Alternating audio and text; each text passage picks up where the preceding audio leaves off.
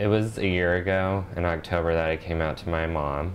She had sent me a text message a week before my birthday, and I think it said something like, "Nolan, do you have anything you want to tell us? We love you no matter what." And I remember looking at my best friend going like, "Great, she knows." But I made it a goal to tell my parents over our fall break.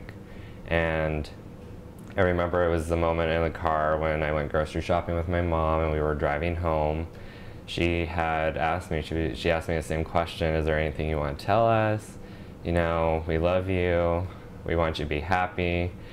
And I guess she was just trying to get it out of me. And so I told her, and she looked at me and she thought, "I know, I was just concerned about everything going on with the suicides of the other students because they were gay." And you know, from that, I felt very fortunate and very lucky because, you know, my parents they didn't judge me or anything, and they truly cared about my happiness and supported me the entire time, and it was nice.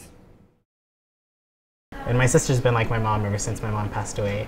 And so once my sister found out, then she immediately cut off all communication I had with him and made me go speak to the priest, made me go speak to a counselor, Catholic family counselor, and then to a psychiatrist. And she made me talk to all these people and go to all these church events with her to try to change me. But with the psychiatrist, what she did was basically just make me more comfortable with myself.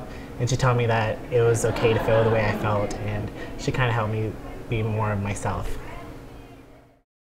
It was December 5th, 2007, and it was the day I got my acceptance letter to Tech. And she was so excited and all of this stuff. And then she was like, "Look, we need to talk." And it wasn't as bad as it sounds. Her brother was gay. I never got to meet him because he died of AIDS when I was 1. But she was cool with it or whatever, and she was just like, "That's who you are, everything's gonna be fine." It was weird because my parents are divorced and my dad was there, so that was really weird. But other than that, I really never was in the closet, so to say. It was always, if it was a closet, it was a glass closet. So I feel like even though people do talk about that they have to come out every day, I was at work, and what happened was, I mean, when I first started working there, I work at the Bonnet Pet Center, then the mall, and so just basically, you know, I had coworkers, "Oh, my boyfriend this, oh, you know, my husband this, oh, my boyfriend this," you know, things like that or whatever. And so I felt like I had to chime in, because as women, we like to reciprocate things like that when we're sharing and stuff. It's the interpersonal part of our sex there. But what happened was, you know, "Oh, so-and-so, you know, my boyfriend went and picked me up lunch and brought it to me," or whatever. And I said, "Oh, yeah, I think I have my partner bring me some coffee." It's like, she knows I'm a coffee fiend. "Oh, your partner? She? What? Oh, okay, I'm cool with that." You know, that was I feel like now it's a lot easier, especially when I refer to as my partner and things like that. And so it's just, people inquire about that, or they'll just know, and they'll just be like, "Okay, you know, that's okay." Okay.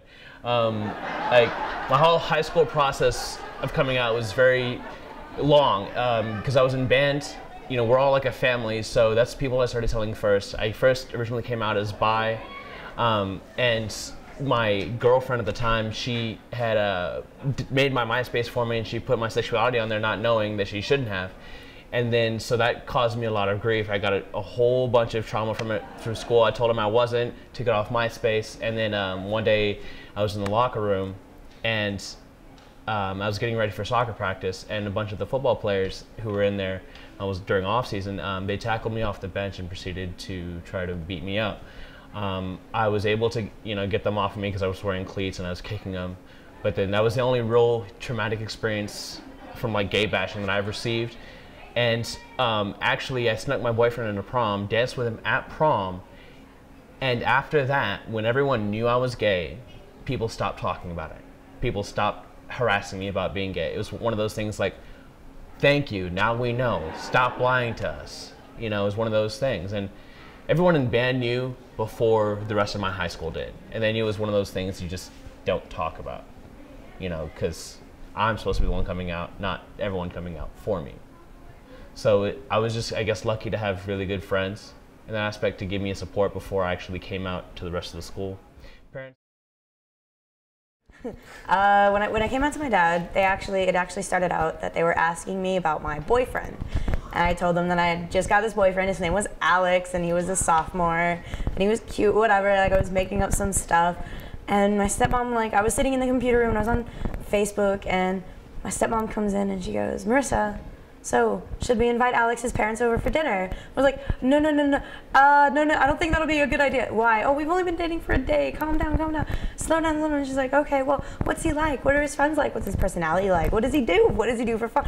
And just she kept going on with these questions, and I was like, because of course Alex was actually a girl, so I was trying to make things up as I went, but it didn't work. And then she looked at me and she goes, you know what? It's okay if Alex is a girl. And I just kind of went, oh. You got me. All right, yeah, Alex is actually a girl. Her name's Valerie. And my parents were like, oh, okay, all right. So is that it? And I was like, yeah. And they were just fine with it.